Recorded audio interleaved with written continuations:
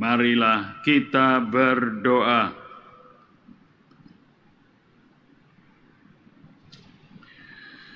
Allah Bapa penuh kasih, Engkau selalu memberi kesempatan kepada kami untuk bertobat. Semoga kami peka dan tidak menyia-nyiakan kesempatan yang Kau beri, sehingga kesabaran-Mu sungguh membuahkan perbaikan dan pembaharuan hidup. Demi Kristus Putra-Mu yang bersama Dikau dalam persatuan Roh Kudus, Allah sepanjang segala masa. Amin.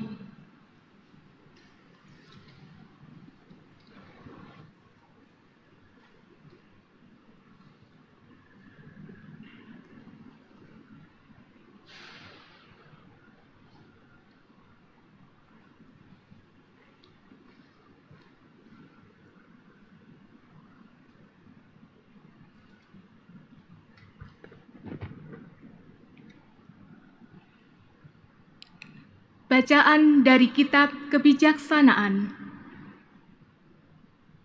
Selain Engkau, tidak ada Allah yang memelihara segala-galanya, sehingga Engkau harus membuktikan kepadanya bahwa Engkau menghukum dengan adil. Asas keadilan-Mu ialah kekuatan-Mu, dan karena berdaulat atas semuanya, maka Engkau bersikap lunak terhadap segala sesuatu.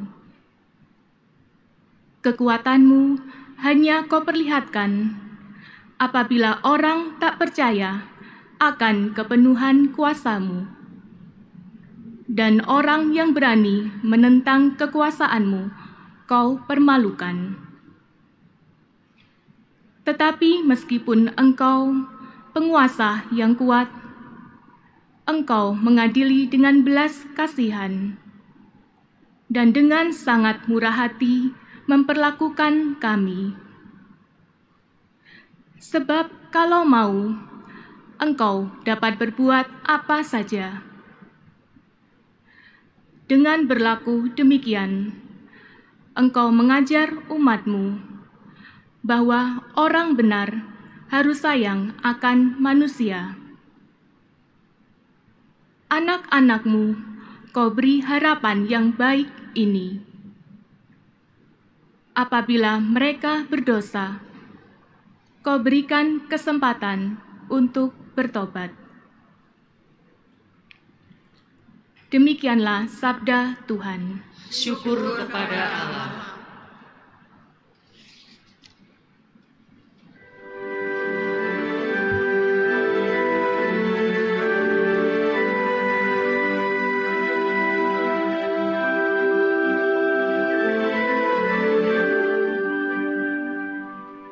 Ya Tuhan, Engkau sungguh baik dan suka mengampuni.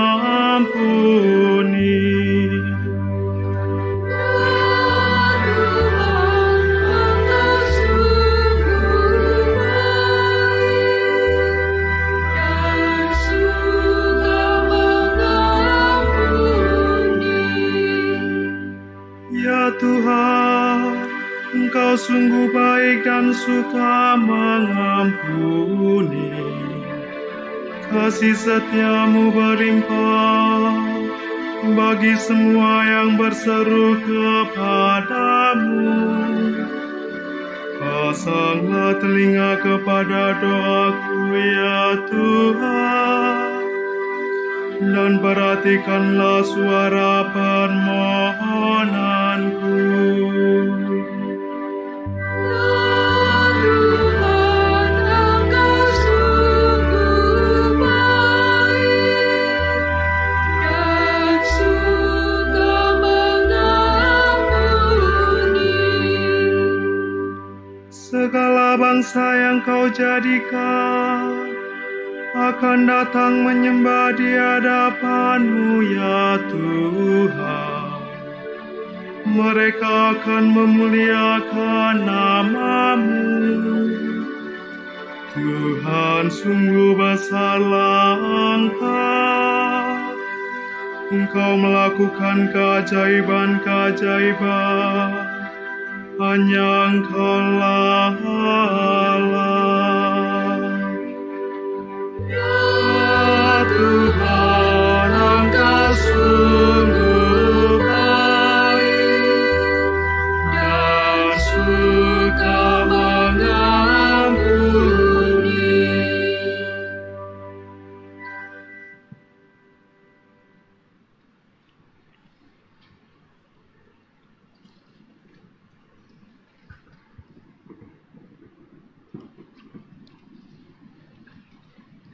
Bacaan dari surat Rasul Paulus kepada jemaat di Roma.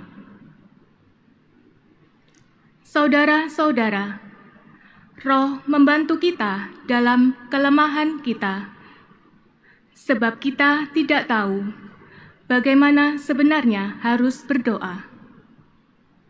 Tetapi Roh sendiri berdoa untuk kita kepada Allah dengan keluhan-keluhan yang tidak terucapkan. Dan Allah yang menyelami hati nurani mengetahui maksud Roh itu, yaitu bahwa Ia, sesuai dengan kehendak Allah, berdoa untuk orang-orang kudus. Demikianlah sabda Tuhan. Syukur kepada Allah.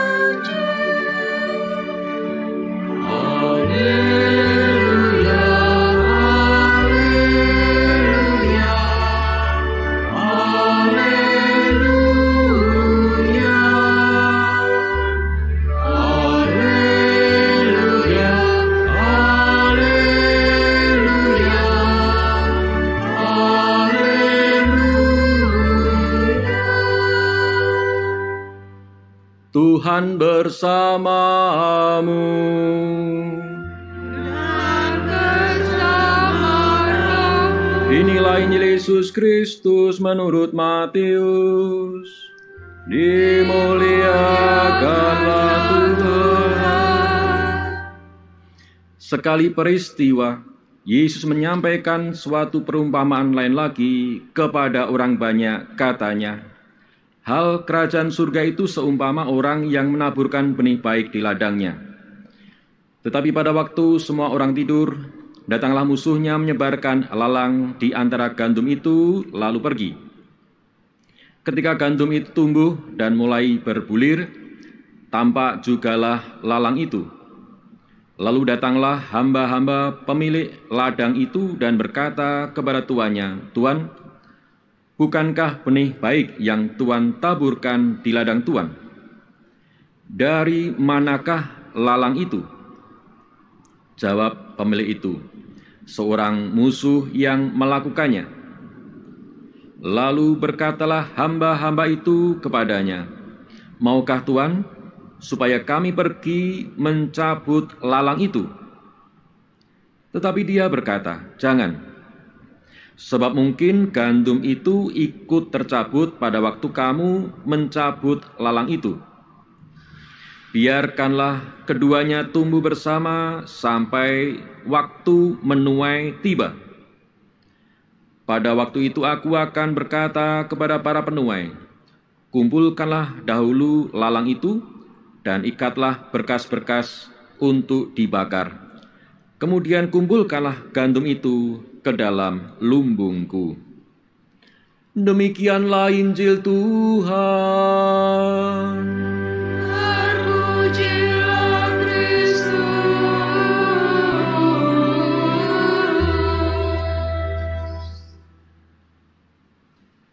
Saudara-saudara yang terkasih,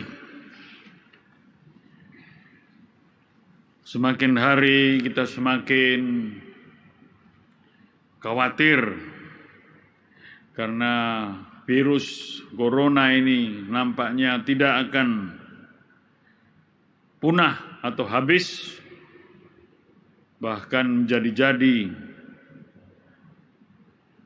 Kalau kita lihat bagaimana korban meninggal, itu sudah di Indonesia sudah puluhan ribuan, apalagi dunia sudah hampir ratusan ribu. Kita bisa melihat bagaimana virus ini demikian bandel, demikian jahat. Kita bisa mengatakan jahat. Bagaimana kita bisa mengatakan jahat? Bagaimana? Iya, karena sudah mengambil kehidupan, menghancurkan kehidupan manusia.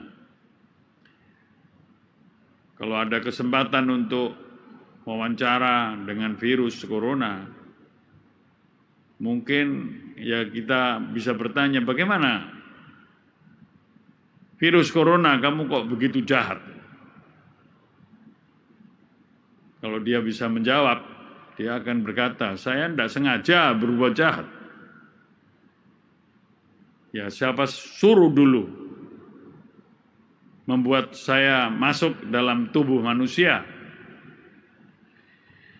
Saudara-saudara yang terkasih, ini semua pertanyaan yang menjadi bahan untuk merenungkan salah satu pokok hidup orang beriman. Harus menerima kenyataan bahwa kita selalu harus berhidup bersama dengan ancaman kejahatan. Kejahatan yang bisa membuat kita mati. Ini salah satu persoalan teologis orang beriman. Bahkan dikatakan dengan istilah bahasa Latin mysterium iniquitatis. Kejahatan itu menjadi suatu yang misteri. Bagaimana? Datangnya dari mana? Kok ada? Kalau bertanya mengapa? Akhirnya mengatakan mengapa Tuhan membiarkan itu?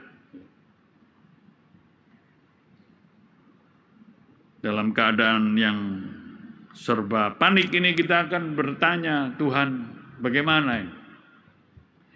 Saudara-saudara, bacaan dari Injil diambil dari kelanjutan pengajaran bagi para murid. Bagaimana harus hidup dengan ancaman yang jahat menghancurkan kita semua. Kita tidak bisa lepas dari semua kejahatan ini. Bahkan ada yang sengaja, ada yang tidak sengaja mengancam kehidupan kita. Dan nampaknya terus tidak ada habis-habisnya. Di lain pihak kita percaya akan Allah yang adalah Allah yang maha baik. Dalam bacaan pertama dari kitab kebijaksanaan, sejak perjanjian lama sudah disadari bahwa Allah itu demikian sabar. Bahkan kepada mereka yang jahat pun ia sabar untuk memberi kesempatan mereka yang jahat untuk bertobat. Apabila mereka berdosa, ya Tuhan, Kau beri kesempatan untuk bertobat. Tidak ada Allah yang memelihara segala-galanya sehingga engkau harus membuktikan kepadanya bahwa engkau menghukum dengan adil. Saudara-saudara, Injil menegaskan kepada kita bagaimana Tuhan Yesus mengajar para murid untuk percaya kepada Allah yang maha berbelas kasih, juga kepada kita yang baik, yang berusaha baik, tapi juga kepada mereka yang jahat pun. Kita ingat akan matahari bersinar bagi orang jahat maupun orang baik maupun orang jahat. Kita percaya juga Allah akan memberi kesempatan kepada siapapun untuk bertumbuh. Digambarkan kerajaan Allah, kerajaan surga, diumpamakan seperti benih yang ditaburkan, benih gandum, dan suatu ketika ada ilalang yang ditaburkan oleh yang jahat, disebut sebagai musuh. Apakah kita harus berani memberantas semua?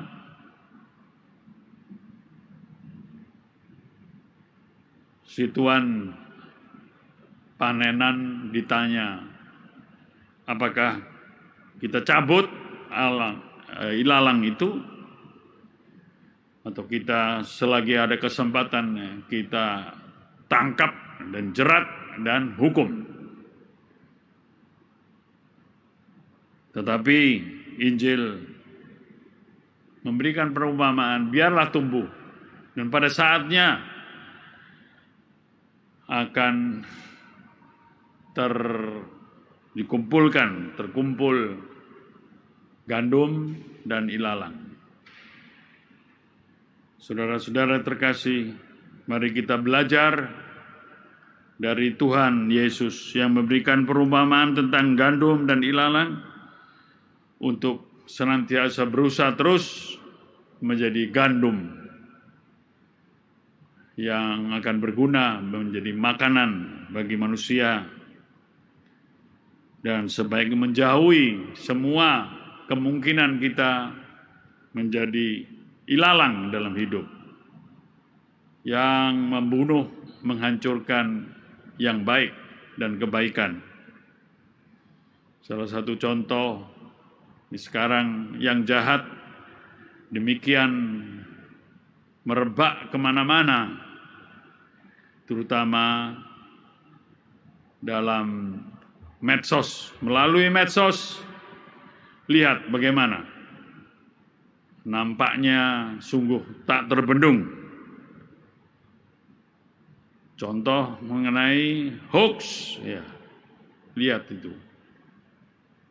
Itu bisa dipastikan bahwa dari segi niat maupun tindakannya membuat berita yang setengah palsu, setengah benar, setengah bohong untuk menghancurkan.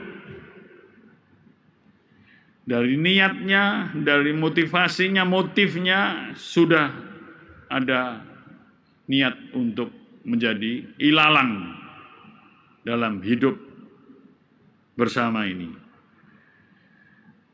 Mari kita bersama-sama menguatkan kita satu sama lain untuk berani bertekun dalam segala kebaikan, meskipun kita harus berhadapan dan hidup bersama dengan yang jahat, yang membuat kita jauh dari kasih Allah, sehingga kita tidak mampu lagi untuk percaya bahwa Allah sungguh menguatkan kita untuk tetap menjadi gandum yang membuahkan kehidupan bagi sesama, bukan menjadi ilalang. Amin.